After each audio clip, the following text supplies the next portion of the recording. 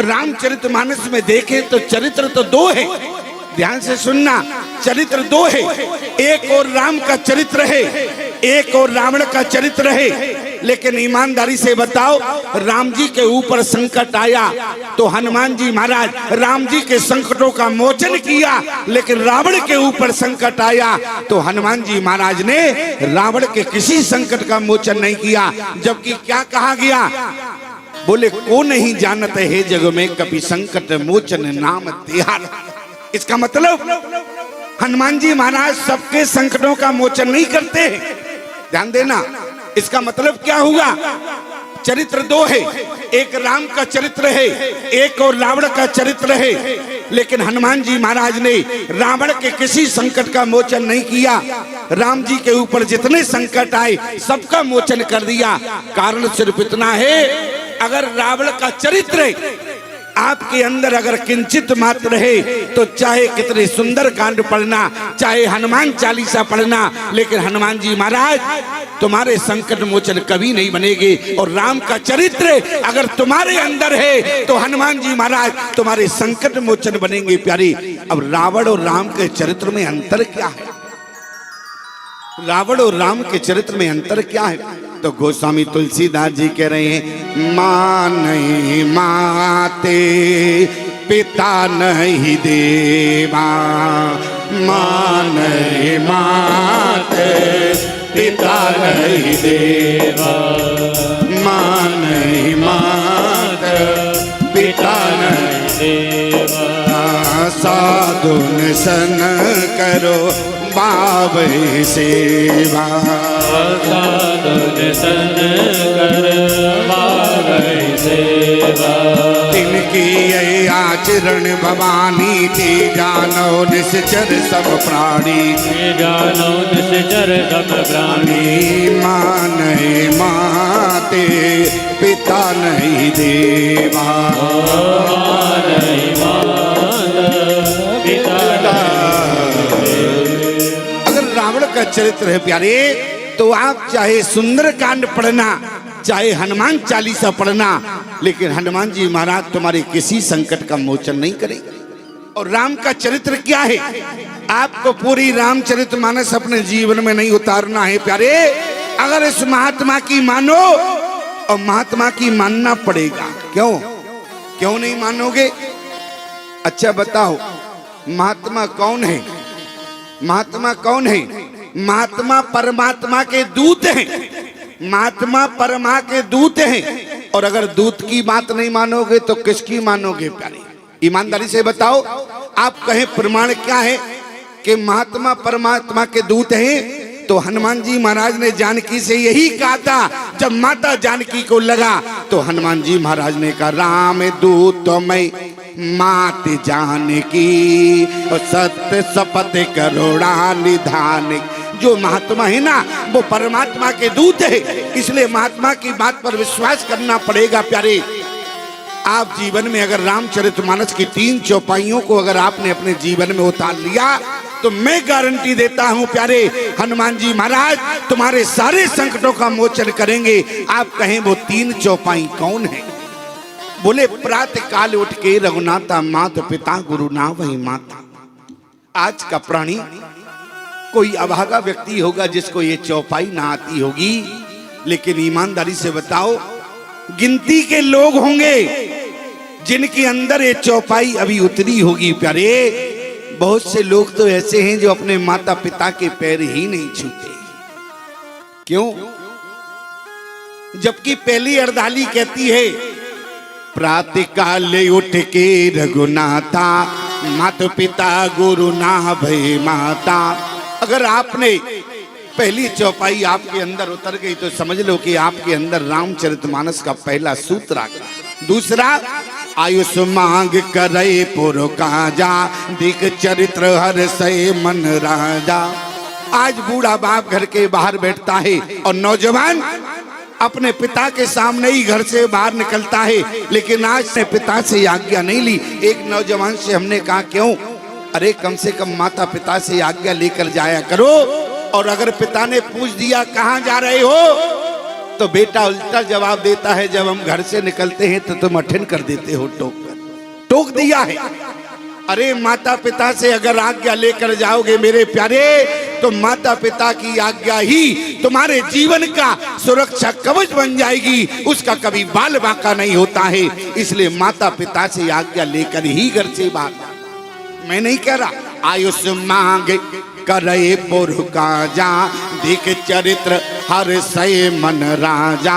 इतना ही नहीं, आगे क्या लिखा है, तीसरी चौपाई क्या है, जननी सम जानई पर नारी, अधन पराओ बिसि ते बिसुभारी। अगर पराई नारी को आपने अगर गलत दृष्टि से देखा प्यारे, तो अधोगति को प्राप्त होगे। पराई नारी को अगर माँ की दृष्टि से देखा तो सदगति हो जाएगी तुम्हारी। इसलिए पराई नारी पर कभी गलत दृष्टि नहीं डालना चाहिए। आप लोग मानस के प्रेमी है, मानस के श्रोता है, जरा एक बात पर विचार करना। गोस्वामी तुलसीदास जी ने लिखा है, बड़े भाग्य मानुष तन पावा, सुर दुर्लभ सब ग्रंथ है गावा। लेकिन एक जगह क्या लिखा, चित जल पावक गगन समीरा, पंच रचितवती अधम शरीरा। अब हम क्या माने, अपने आप को बड़भागी माने कि अधम माने? क्यों, क्या माने? एक गोस्वामी तुलसीदास जी ने 2 पंक्तियां लिखी हैं, बोले चित जल पावक गगन समीरा, पंच रचित अति अधम शरीरा, बड़े भाग्य मानुष तन पावा, सुर दुर्लभ सब ग्रंथ गावा। लेकिन एक बात बताओ प्यारे, आज दोनों पंक्तियों का तात्पर्य क्या है? क्या मनुष्य शरीर बड़भागी है या मनुष्य शरीर अधम है? तो ऐसे समझना प्यारे, एक मनुष्य को जो स्त्री है ना, वो 4 रूपों में मिलती है। एक मनुष्य को स्त्री 4 रूपों में मिलती है। एक तो पत्नी के रूप में मिलती है, दूसरी माँ के रूप में मिलती है, तीसरी बहन के रूप में, और चौथी बेटी के रूप में। और जो चारों स्त्रियों से एक जैसा व्यवहार करता है, चारों स्त्रियों से एक जैसा प्रेम करता है, वो मनुष्य अधम है। और जो चारों स्त्रियों से अलग अलग व्यवहार करता है, वही मनुष्य बड़भागी है। आपका ये प्रमाण, बाली के शरीर को भगवान ने अधम कहा, क्यों? बोले चित जल पावक गगन समीरा, तारा पंच रचितवती अधम शरीरा। बाली का अपराध क्या है? अनुज बधु भगनी सुत नारी, सुन सठ कन्या समय चारी। देखो, अनुज बधु भाई की पत्नी कितने पाप है। अनुज बधु भगनी, भगनी माने बहन, अनुज बधु भगनी सुत नारी, सुत नारी माने बेटे की पत्नी। अनुज बधु भगनी सुत नारी, सुन सठ कन्या समय चारी। कन्या कहते हैं जिसकी उम्र 5-6 वर्ष की होती है। बाली ने क्या किया? चारों के साथ बाली ने एक जैसा व्यवहार किया। आप कहे प्रमाण? एक तो प्रमाण मिला, अनुज बधू भाई की पत्नी को अपने घर में रखा। दूसरा प्रमाण, जिस समय दुमदुभी नाम के राक्षस से बाली का युद्ध हुआ, बाली अपने प्राण बचाने के लिए, दुमदुभी अपने प्राण बचाने के लिए पाताल लोक में गया। तो क्या हुआ? पाताल के नागों ने दुमदुभी की बहुत मदद किया। बाली को सर्पों ने इतना डसा कि शरीर में कोढ़ हो गया। बाली ने कहा, कोढ़ लेकर मैं पंपापुर नहीं जाऊंगा, स्वास्थ्य लाभ लेने के लिए अपने पिता इंद्र के यहाँ जाऊंगा, क्योंकि बाली इंद्र का बेटा है और सुग्रीव सूर्य का बेटा है। और बाली ने कहा, एक कोल लेकर मैं पंपापुर नहीं जाऊंगा। इसलिए बाली स्वर्ग गया। और जैसे ये पाताल से आ रहा था और इसने राजा बलि की बेटी रत्ना उसको देखा तो दृष्टि पाप कर दिया। और जब स्वर्ग में गया, स्वास्थ्य लाभ लिया, तो जैसे वहां से चला तो इंद्र की बेटी विद्युत ज्वाला जब इसने देखा तो वहां भी पाप कर दिया। जिसकी एक बार पाप करने की प्रवृत्ति हो जाए, वो पाप करने पर विचार नहीं करता है। और जब पंपापुर में आया तो इसने अंगद की पत्नी को सरोवर में स्नान करते देखा तो वहां भी पाप कर दिया। इसलिए मैं निवेदन करूं, अनुज बधु भगनी सुत नारी सुन सट कन्या समय चारी। बाली के प्रसंग से एक बात शिक्षा लेना प्यारे। बाली ने कहा प्रभु फालतू की बातें मत करो, इस सुग्रीव की पत्नी रोमा खड़ी है, इससे पूछो कभी मैंने रोमा का हाथ पकड़ा क्या? रोमा ने कहा प्रभु आज तक हाथ नहीं पकड़ा। बाली ने कहा जब हाथ नहीं पकड़ा तो अपराध कैसे हो गया? भगवान ने कहा अगर हाथ पकड़ते तो संसार तुम्हें देखता तो तुम्हें संसार दंड देता, लेकिन तुमने ये नहीं कुदृष्टि। अब समझो प्यारी, पराई नारी पर अगर दृष्टि भी चली गई तो अपराध है भगवान की नजर में। ये नहीं कुदृष्टि बिलो कह जोई ताए बधे कछु पाप न होई। इसलिए प्यारे पराई नारी पर अगर देखना है तो माँ की दृष्टि से देखना। एक बात पूछना चाहते हैं, भगवान के समक्ष जिस समय माता सती आई, ईमानदारी से बताओ भगवान ने क्या सती की ओर देखा? नहीं देखा। कहाँ देखा? जोरे पान प्रभु केन प्रणामो, यह चरित्र। और देखो प्यारे, जिस समय सूर्पनखा आई और सूर्पनखा ने कहा तुम सम पुरुष न मोसम नारी, तो भगवान ने देखा क्या? कहाँ देखा? सीतई चितई कई प्रभु बाता। क्यों नहीं देखा? जही सपने पर नारी नाहिरी। पराई नारी पर कभी भी प्यारी गलत दृष्टि नहीं डालना चाहिए। और जो पराई नारी के ऊपर गलत दृष्टि डालता है, अरे दृष्टि तो डालो लेकिन माँ की दृष्टि होना चाहिए प्यारे, माँ की दृष्टि। और आज इसलिए गोस्वामी तुलसीदास जी कहते हैं जो पराई नारी को माँ की दृष्टि से देखता है वो मनुष्य बड़भागी है, और जो कुदृष्टि से देखता है वो शरीर अदम है। एक बात और पूछना चाहते हैं प्यारे, जिस मानव के शरीर के रोम रोम से मैल निकलता हो, क्या वो शरीर बड़भागी हो सकता है क्या? क्यों? जिस मानव शरीर के रोम रोम से मैल निकलता हो, हम रोज साबुन लगाते हैं इसके बाद भी पुनः मैल आ जाता है, इसका मतलब क्या वो शरीर बड़भागी हो सकता है क्या? लेकिन इसके बाद भी देखो गोस्वामी तुलसीदास जी ने मानव शरीर को बड़भागी कहा है। 84 लाख योनियों में केवल मनुष्य जीवन बड़भागी है। क्यों? बोले 84 लाख जो योनियां है वो भोग योनि है, और मनुष्य शरीर साधन धाम मोक्ष कर द्वारा पाए न जे पर लोक समारा। बड़े भाग्यशाली है प्यारे हम और आप। अरे भगवान की कथा कहने का सौभाग्य, आपको कथा सुनने का सौभाग्य मिल रहा है, इससे ज्यादा बड़भागी कौन हो सकता है?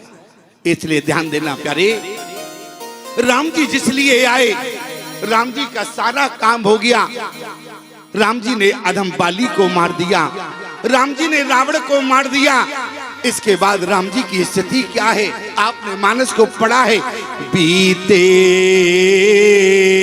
अवधि जाऊं जो अरे जियत न पावो वीर, सुमिरते अनुज प्रीत प्रभु पुण्य पुण्य पुलकेश्वरी। और वहां भैया भरत की दशा क्या है?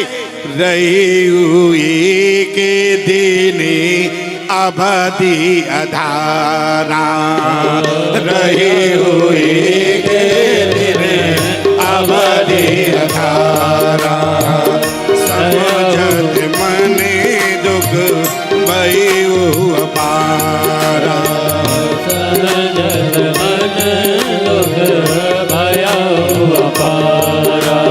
रयो एक दिन अवधि अधारा, समझत मन दुख भयो अपारा, रयो एक दिन अवधि अपारा, समझत मन भयो अपारा। कारण कवना नाथ नहीं आयो, कारण कवना नाथ नहीं आयो, जाने को दिले के दो मोए बिसरायो, जाने को दिले के दो मोए बिसरायो। की कुटिल मोए फिर जीना, ताते नाथ संग नहीं लीना, ताके नाथ संग नहीं लीना, ताते नाथ संग नहीं लीना, ताते नाथ संग नहीं लीना। आहे धन्य लक्ष्मण बड़भागी, आए धन्य लक्ष्मण बड़भागी, राम पधारो बिंदु अनुरागी, राम पधारो बिंदु अनुरागी। यहाँ राम जी भरत के लिए रो रहे हैं, ध्यान से सुनना। भैया भरत राम जी के लिए रो रहा है। एक बात पूछना चाहते हैं प्यारे भाइयों में झगड़ा संपत्ति के लिए नहीं, विपत्ति के लिए होना। क्यों? अयोध्या में जिस समय राम राज्य हुआ मेरी माताओं, तो वहां यहां तो राम राज्य हो रहा था, लेकिन एक कोने में खड़े हुए दो भाई रो रहे थे। कौन? एक तो विभीषण, दूसरा सुग्रीव। दोनों भाई आपस में बात कर रहे थे, सुग्रीव और विभीषण।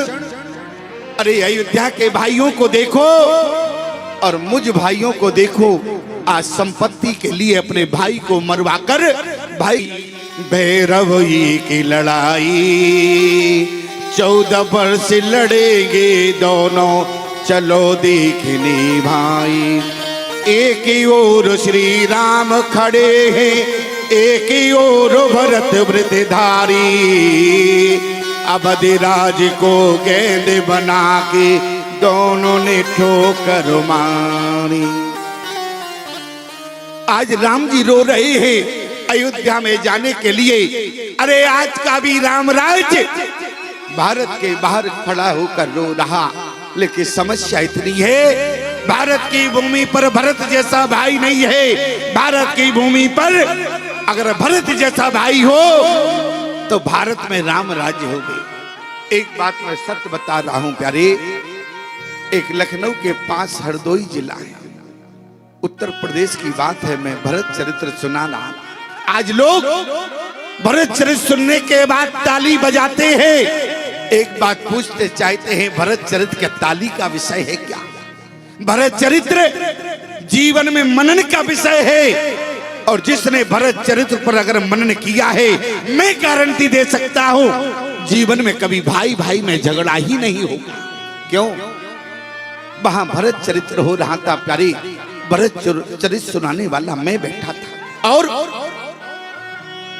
2 दिन तो मुझे दिखा, 5 दिन भरत चरित्र पर बोलना था, 2 दिन वो व्यक्ति मुझे नहीं दिखा, 5वें दिन दिखा। मैंने कहा भैया तुम तो भरत चरित्र बहुत प्रेम से सुनते थे, आगे बैठते थे, 2 दिन कहाँ चले गए? तुम भरत चरित्र सुनने नहीं आए? उसने कहा स्वामी जी मुझ जैसा भागा कौन भाई होगा? मैं प्रयाग गया था, इलाहाबाद गया था। मैंने कहा क्यों? अरे मुझ जैसा भागा कौन होगा?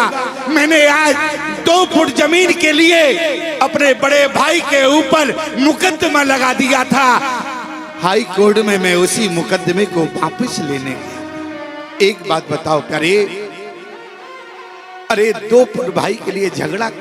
मैंने कहा झगड़ा किस बात का था? बोले स्वामी जी मैं छोटा भाई हूं, मेरा बड़े भाई का चबूतरा 2 फीट आगे था, मेरा 2 फीट कम था।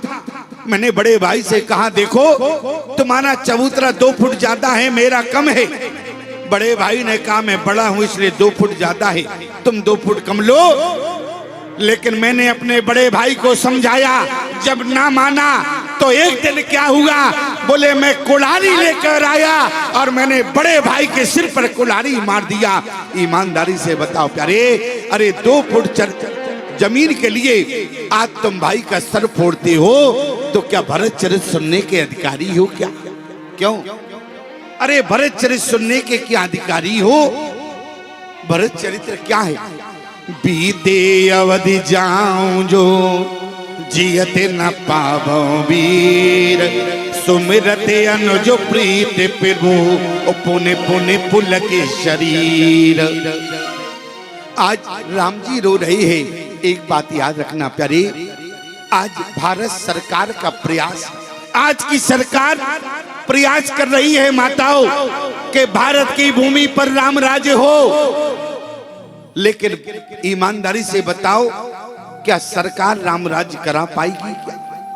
अरे सरकार की तो चलती केवल सड़कों पर है, और राम राज्य की आवश्यकता जिस दिन भारत की धरती पर भाई भाई में प्रेम हो जाएगा तो भारत में राम राज्य अपने आप हो जाएगा प्यारे। लेकिन भाई भाई में प्रेम है।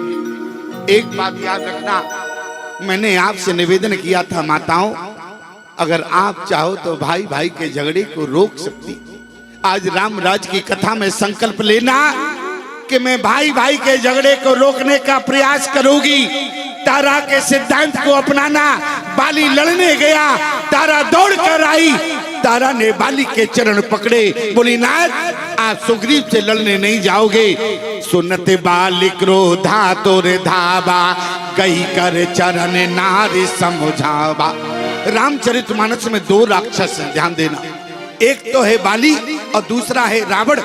देखो दोनों का सिद्धांत देखो, तारा का सिद्धांत देखो, मंदोदरी का सिद्धांत देखो, सिद्धांत एक है, प्रमाण क्या है? अगर तारा ने बाली के चरण पकड़े तो वहां मंदोदरी ने भी रहे से जोर कर पति पग लागी, बोले बचन नीत रस पागी। मंदोदरी ने आज रावण के चरण पकड़ने के बाद कहा, बोली नाथ एक काम करो, बोली जानकी को वापस दे दो। ये जानकी है ना, ये तुम्हारी जानकी प्यासी है, इसलिए जानकी को वापस दे दो। रावण ने कहा दिमाग खराब हो गया क्या? मैं जानकी का हरण करके लाया क्या वापस करने के लिए लाया? मंदोदरी ने कहा नाथ बुरा मत मानना, अगर जानकी को ही प्राप्त करना था तो तुम धनुष तोड़ने गए थे, और तुम धनुष को तोड़ने की बात तो छोड़ो, धनुष को छू भी नहीं पाए। अरे धनुष की बात तो छोड़ो, आज मंदोदरी रावण को समझा रही। मंदोदरी ने कहा धनुष की बात तो छोड़ो, उन्होंने नहीं उनके भाई ने एक छोटी सी रेखा को खींचा, तुम उस रेखा के पार ही नहीं जा पाए, बल्कि बात करते हो। रावण ने कहा मंदोदरी उस रेखा में करंट सिस्टम था, अगर हम छू देते तो जलकर खाक हो जाते। मंदोदरी बोली एक बात बताओ, जब तुम रेखा को पार नहीं कर पाए और बल की बात करते हो, प्रमाण क्या है? रामानुज लघु रेख खिंचाई, सो नहीं नाग्यो वश मन साई। रामानुज लघु रेख खिंचाई, सो नहीं नाग्यो अस मन साई। तुम रेखा को पार नहीं कर पाए और आज तुम मुझसे लड़ने की बात करते हो, मेरी बात मानो। रावण ने कहा कहना क्या चाहती हो? अरे उनकी बात छोड़ो, उनके भाई की बात छोड़ो, उनका एक बंदर आया समुद्र लांघकर इस पार आ गया, लंका को जला के खाक कर गया, लेकिन उसकी पूंछ का रोम भी नहीं जला। प्रमाण सिंध तरो उनको बनरा, तुम पे रघुरे के तरी न तरी, तुम बारिद बांधत सो न बंधो। रावण ने प्रयास किया समुद्र पर पुल बनाने का, लेकिन रावण पुल नहीं बना पाया। मंदोदरी समझा रही है सिंध तरो उनको बनरा, तुम पे धनुरे के तरी न तरी, तुम बारिद बांधत सो न बंधो, उन बारिद बांध के बाट करी। और देखो उनका एक बंदर आया, पूरी लंका को जला के खाक कर गया, लेकिन उसकी पूंछ का रोम भी नहीं जला। अच्छा एक बात समझ में नहीं आई, हनुमान जी की पूंछ में जो आग लगी थी और रोम भी नहीं जला। अच्छा रोम नहीं जला वो तो बात छोड़ो, समझ में आ जाएगी। हनुमान जी की पूंछ में आग लगी है माताओं, और हनुमान जी महाराज अरे उलट पलटे लंका सब जारी, उलट पलट लंका सब जारी, उलट पलटे लंका सब जारी, उलट पलट लंका सब जारी, कूद परा पुनि सिंधु मजारी, कूद परा पुनि सिंधु मजारी। अच्छा एक बात बताओ, यहाँ गोस्वामी तुलसीदास जी लिख रहे हैं उलट पलट लंका सब जारी, इसका मतलब क्या है? मतलब सिर्फ इतना है, हनुमान जी महाराज जब गए रावण के दरबार में तो क्या देखा? बोले शनि देव उल्टे पड़े हुए थे और शनि की पीठ पर रावण लात रखे था। हनुमान जी ने कहा शनि तुम्हारी ये दशा है, लंका कैसे जलेगी? शनि ने कहा अगर हमारी दृष्टि पड़ जावे तो जल जाएगी। हनुमान जी बोले दृष्टि कैसे पड़े? बोले हम उल्टे पड़े हैं, सीधे हो जावे। हनुमान जी ने कहा वो हमारा काम है, बुद्धिमताम वरिष्ठम। हनुमान जी ने कहा रावण ये शनि कौन है? बोले हमारा शत्रु है। बोले एक बात बताओ, शत्रु की पीठ पर लात होती है कि छाती पर होती? बोले छाती पर होती। बोले फिर पीठ पर लात क्यों? तो रावण ने क्या किया? इसलिए गोस्वामी तुलसीदास जी ने लिखा जैसे ही शनि को पलटा और जैसे ही शनि की दृष्टि पड़ी, अरे उलटे पलटे लंका सब जारी, उलटे पलटे लंका सब जारी, कूद परा पुनि सिंधु मजारी, कूद परा पुनि सिंधु मजारी, उलटे पलटे लंका सब जारी, उलट पुलट लंका सब जारी, कूद परा पुनि सिंधु मजारी, कूद परा पुनि सिंधु मजारी। आज जब हनुमान जी महाराज ने इतनी बड़ी लंका को जला दिया, लेकर विचार करना उलट पलट लंका सब जारी और कूद परा पुनि सिंधु मजारी। जब हनुमान जी महाराज समुद्र में कूद गए, इसके बाद भी पूंछ की आग नहीं बुझी। देखो पूंछ की आग नहीं बुझी। किसी ने कहा हनुमान जी की पूंछ में कौन सी आग लगी थी? क्यों? हनुमान जी की पूंछ में कौन सी आग थी जिसने पूंछ का रोम भी नहीं जलाया और पानी से आग भी ना बुझी? देखो कितनी बड़ी विलक्षण बात है। गोस्वामी तुलसीदास जी लिख रहे हैं उलट पलट लंका सब जारी, कूद परा पुनि सिंधु मजारी। और जब बीच समुद्र में कूद गए तो पानी जहां हो तो आग रह सकती है क्या? नहीं रह सकती। लेकिन इसके बाद भी पूंछ की आग शांत नहीं हुई। क्यों? कारण सिर्फ इतना है, आप सब जानते हैं शंकर भगवान 11वें रुद्र में हनुमान जी बनकर आए और शंकर भगवान जब अवतार लेने के लिए तैयार हुए तो शंकर भगवान जैसे ही अवतार लेने के लिए खड़े हुए, पार्वती ने कहा कहां जा रहे हो? बोले धरती पर। बोले क्यों? बोले राम जी का अवतार हो रहा है, मुझे भी जाना पड़ेगा। पार्वती बोली तो हम भी चलेंगे। बोले तुम नहीं जाओगी। बोले क्यों? बोले तुम नहीं जाओगी। पार्वती से कहा तुम नहीं जाओगी। पार्वती बोली एक बात बताओ क्यों नहीं जाएंगे? अच्छा तुम जा रहे तो मैं भी चलूंगी। अच्छा एक बात बताओ तुम जा रहे क्या बनोगे? शंकर भगवान ने कहा हम बंदर बनेंगे। पार्वती जी बोली तो हम बंदरिया बन जाएंगे। क्यों? अरे तुम बंदर बनोगे तो हम बंदरिया बन जाएंगे। लेकिन शंकर भगवान ने कहा देखो विवाह तो हमें करना नहीं है, ब्रह्मचर्य जीवन में रहना है, तो अब बताओ क्या करना चाहिए? पार्वती बोली देखो हम समाधान बताते हैं। तुम अगर बंदर बन रहे हो और अगर मुझे साथ विवाह वहां नहीं करना है तो एक काम करो, तुम बनो बंदर और हम बन जावे तुम्हारी पूंछ। शंकर भगवान ने कहा हाँ ये थोड़ा ठीक है। और पार्वती से कहा पूंछ क्यों बनी? मूछ बन जाती तो? पार्वती बोली अगर मूछ बन जाते तो मूछ रहती है आगे और पूंछ रहती है पीछे, और पत्नी का जीवन पति के आगे नहीं पति के पीछे होना चाहिए। क्यों? ईमानदारी से बताओ। और जैसे पति चले आगे और पत्नी चले पीछे तब तो सब ठीक है, और पत्नी चले आगे और पति चले पीछे तो समझ लो सब बेहाल है, ठीक ठाक नहीं। क्यों? यही कंडीशन है कि नहीं? और आज यहाँ पर पार्वती ने समाधान दे दिया कि मैं बन जाऊंगी तुम्हारी पूंछ, और माता पार्वती पूंछ बन गई। और ध्यान देना प्यारे, ये लंका माता पार्वती के कहने के अनुसार ही शंकर भगवान ने बनवाया। और जिसको संकल्प में ले गया कौन? आप सब जानते हैं। मैया पार्वती को क्रोध आया और मैया पार्वती ने कहा जिस लंका को तुमने मिनटों में ले लिया है संकल्प के द्वारा, लेकिन जिस दिन मैं लंका जाऊंगी उस दिन लंका को सेकंडों में धू-धू कर दूंगी प्यारी। इसलिए जो पूंछ में आग लगी थी ना, वो कौन सी आग थी? दिल की लगी आग थी। और दिल की लगी आग को पानी नहीं बुझाता। क्यों? प्रमाण देखो, उलट पलट लंका सब जारी, कूंद परा पुनि सिंध मजारी, पूंछ की आग ना बुझी। तो फिर क्या लिखा? बोले पूंछ बुझाए खोए श्रम, अरे धर लग रूप बहोर, और जनक सुता के आगे और ठाणे भयो कर जोर। आज हनुमान जी महाराज पुनः पूंछ को बुझा रहे हैं। क्यों? बोले पूंछ को बुझा रहे हैं। बुझाए माने होता समझाना, क्योंकि जो दिल की लगी आग है वो पानी से ना बुझेगी, दिल की लगी आग तो समझाने से बुझेगी। इसलिए पूंछ बुझाए खोए श्रम, धर लगे रूप बहोर, और जनक सुता के आगे ठाण भयो कर।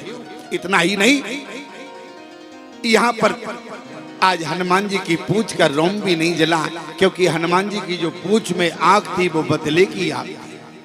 और आज मैं निवेदन करना चाहता हूं, यहाँ पर मंदोदरी ने रावण को समझाया, बात तारा समझा रही है। और मैं तो क्या करता हूं माताओं, अगर आप संकल्प ले ले तो भाई भाई में कभी झगड़ा नहीं होगा, तारा के सिद्धांत को अपनाना।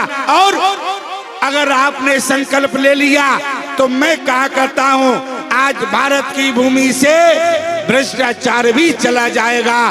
भारत सरकार का प्रयास है कि भारत में भ्रष्टाचार ना हो, लेकिन भ्रष्टाचार को क्या मिटाने में सक्षम है क्या? लेकिन अगर माताएं संकल्प ले लें तो भारत की भूमि पर भ्रष्टाचार नहीं होगा। आप कहें कैसे?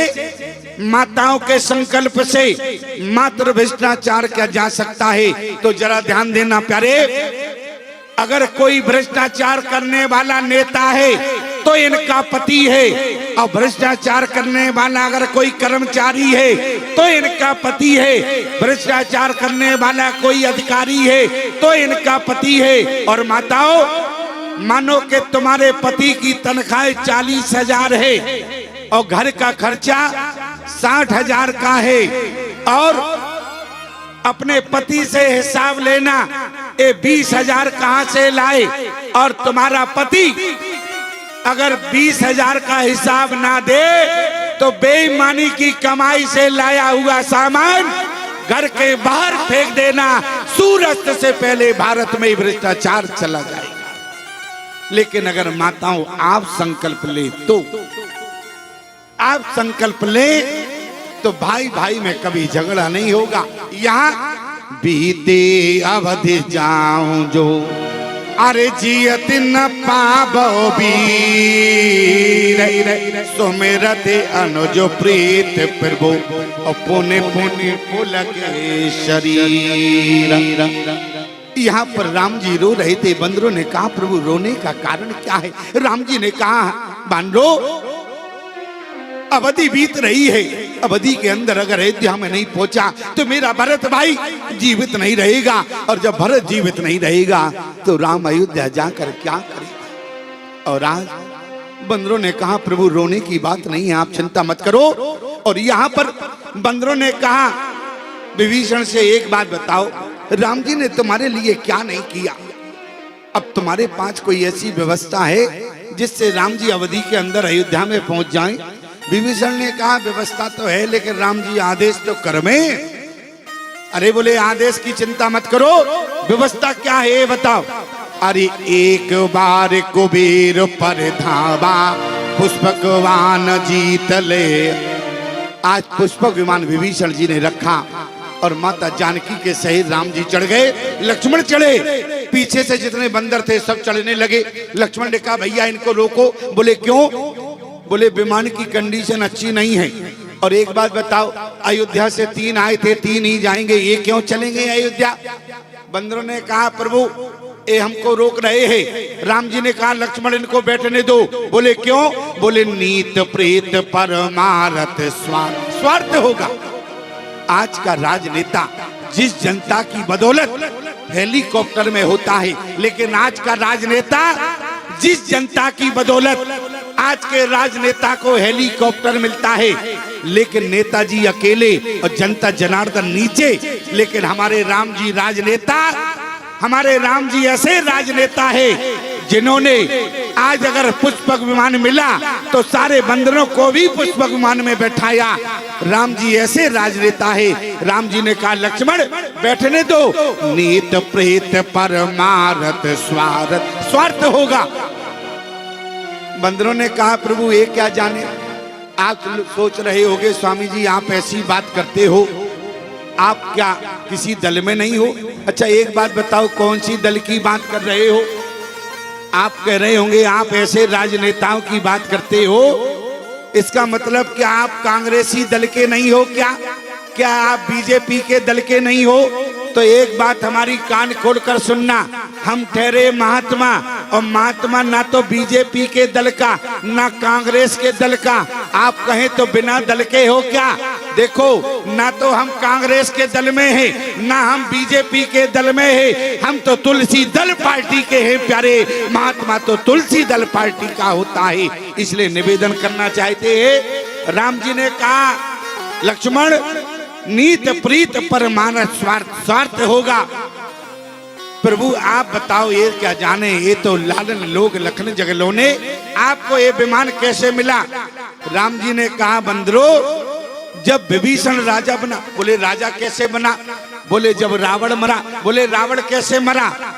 तब भगवान को कहना पड़ा अरे तुमरे बल में रावण मार्यो, तुमरे बल में रावण मार्यो, तुमरे बल में रावण मार्यो, तुमरे बल में रावण मार्यो, तिलक विभीषण का पुन सार्यो, तिलक विभीषण का पुन सार्यो, तिलक विभीषण का पुन सार्यो, तिलक विभीषण का पुन सार्यो।